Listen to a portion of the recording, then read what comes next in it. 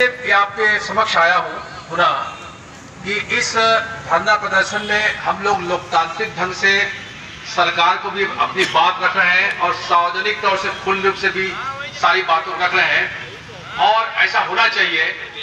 तो कुछ साथियों ने, खासकर जो एसजीपीसी के पंजाब से आए हमारे सरदार जी ने और हमारे डॉक्टर सोम गोस्वामी और कुछ लोगों ने जो बातें कही है उन पे भी मैं अपनी तरफ से स्पष्टीकरण दे दूं, जिससे किसी प्रकार का कोई भ्रम न रहे, लोगों को समझने में आसानी हो। और ऐसा नहीं है कि मैं जो कह रहा हूं कोई फाइनल है, एक वाद विवाद तर्क वितर्क चलना चाहिए। यही एक जिंदा समाज की पहचान होता है कि हम जब एक दूसरे से बात करते हैं तो हम जैसा कहते हैं अगला मान ले या अगला हमसे कहे मान ले, ऐसा मानव समाज में आज तक हुआ नहीं है। एक वाद तर्क के साथ में वाद विवाद से संवाद बनता है। तो इसके बाद में हमारे जो अधिकारी लोगों को फोन कर दीजिए, वो लोग यहाँ के ज्ञापन लेंगे 5 मिनट बाद में। तो नंबर है ना, कौन है? कलेक्टर ऑफिस है, ठीक है, उनको ज्ञापन तैयार रखें। देखिए, 2 चीज है। एक तो सतनाम धर्म की मान्यता, उसका मतलब क्या है? मान्यता से क्या मतलब है आपका? बहुत लोग कई तरह सोचते हैं कि कोड मिलना चाहिए, जैसे तेलंगाना में, माफ कीजिए, कर्नाटक में लिंगायत धर्म के कोड के लिए केंद्रीय सरकार को विधानसभा ने पास किया। पिछले 2 साल पहले झारखंड विधानसभा में सरना आदिवासी धर्म को पास किया कोड के लिए।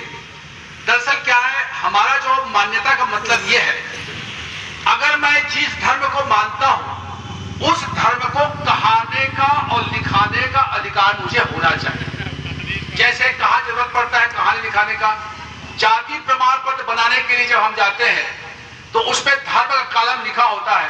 भाई मैं सतनाम को मानता हूं तो सतनाम धर्म लिखूंगा, उसको अधिकारी को शासन को मानना पड़ेगा। लेकिन वो मानता नहीं है, वो कहता है कि आप हिंदू लिखो।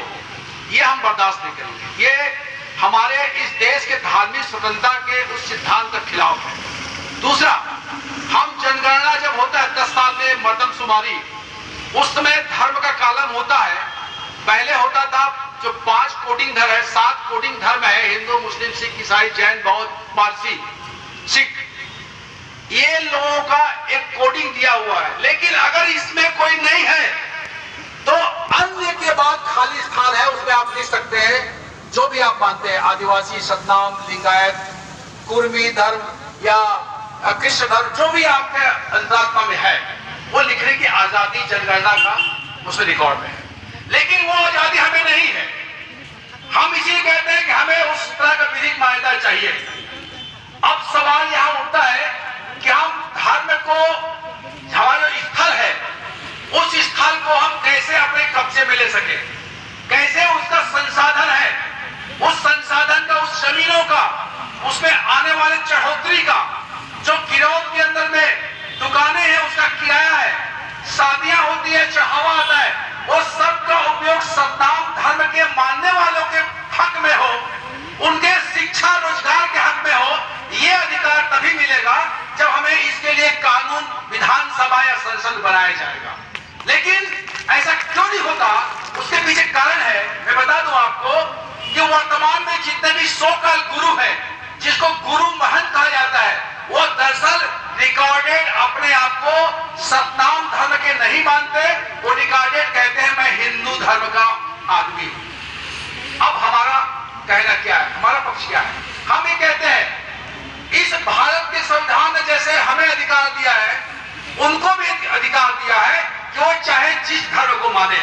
अगर विजय कुमार, रुद्र कुमार, बालदास या जितने भी और भी किस्म के दास हैं, वो सारे लोग अगर अपने आप को हिंदू कहते हैं तो हमें कोई आपत्ति नहीं है।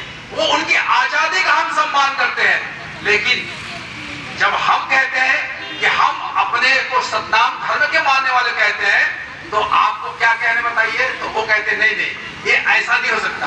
आप अपने आप को सतनाम धर्म के लोग नहीं कह सकते।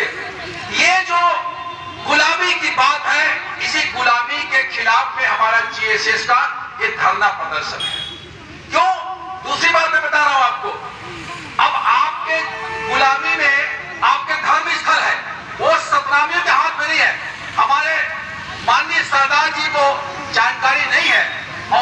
रूप से कोई पेड़ से सीख के नहीं आता। और हमारा GSS का मिशन का जो खोज है, उस किताबों को हम अभी उनको समर्पित करेंगे और पढ़ेंगे।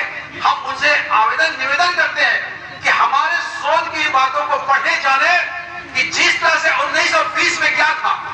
1920 में सिख गुरुद्वारा प्रबंधन कमेटी का कोई कानून नहीं था। उस समय गुरुद्वारा सुधार आंदोलन चलता था। और अगर किसी को दुनिया को जानना है तो सरदार सोहन सिंह जोश का नाम अगर आपने सुना हो, सरदार सोहन सिंह जोश जो भारत के स्वतंत्रता संग्राम सेनानी है और जिनकी लिखी हुई किताबें गुरुद्वारा सुधार आंदोलन की किताबें मोटी किताब है। मैंने अपने कॉलेज के जीवन में पढ़ा था उसको, और उसके बावजूद भी हमने अपनी उस किताब को उसका उल्लेख किया हुआ है कि क्या क्या बातें उसमें सिख धर्म की आजादी कब हुआ, जब गुरुद्वारों में महंतों का कब्जा खत्म होने का कानून बना। तो आप बताइए, क्या अगर गिरोध में, भंडार में, चटवा में, खड़ुआ में, गुड़ियाली में, बोरसरा में अगर आपकी कोई कानून सम्मत अधिकार नहीं है, तो क्या आप वहां पर इस बात को कह सकते हैं कि हम अपने मन मुताबिक वहां पर अपना कानून चलाएंगे, अपना ग्रंथ बनाएंगे, अपना देश कोड बनाएंगे? नहीं कह सकते। इसलिए साथियों, मैं सरदार जी को, आदरणीय हमारे और तमाम लोगों को कहना चाहता हूं कि उस हमारे किताब को यहाँ भेंट कर रहे हैं, किताब को लाया जाए। उस भेंट के बाद में आप पढ़िएगा और मुझे विश्वास है कि जो गुरु नानक देव के शिष्य हैं, गुरु गोविंद सिंह साहब के खालसा पंथ के मानने वाले हैं, वो सच्चाई के लिए अपने कुर्बान करने के लिए दुनिया में जाहिर है। और इस किताब को पढ़ने के बाद में हम जानते हैं कि अपने आप में पूरी तरह से परिपूर्ण नहीं है। इसके बाद हम और भी तरीके की किताबों को लिख पढ़ रहे हैं। तो मैं चाहता हूं कि सरदार जी आए और इस किताब को सेपरेट भेंट स्वीकार करें।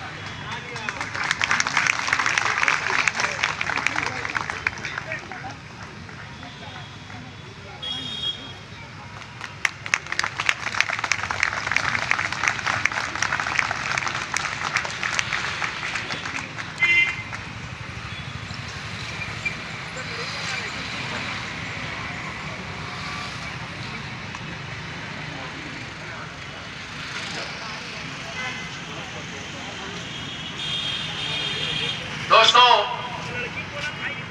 माननीय प्रधानमंत्री भारत सरकार को और छत्तीसगढ़ के मुख्यमंत्री दोनों को अलग अलग हम आज की तारीख में ज्ञापन दे रहे हैं। इस ज्ञापन में वही सब बातें जो मैं आपको पढ़ के सुनाया हूं, और इसके बाद हम देखेंगे कि इस ज्ञापन पर क्या कार्रवाई करते हैं। और हमारा जो आंदोलन है ये कोई आज का एक दिन का नहीं है। हम आगे और भी समय में इसका मूल्यांकन करेंगे सरकार की तरफ के प्रतिक्रिया का।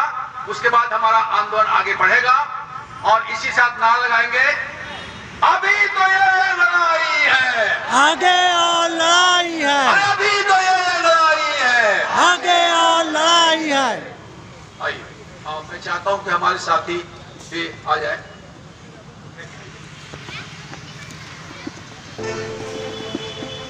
आगे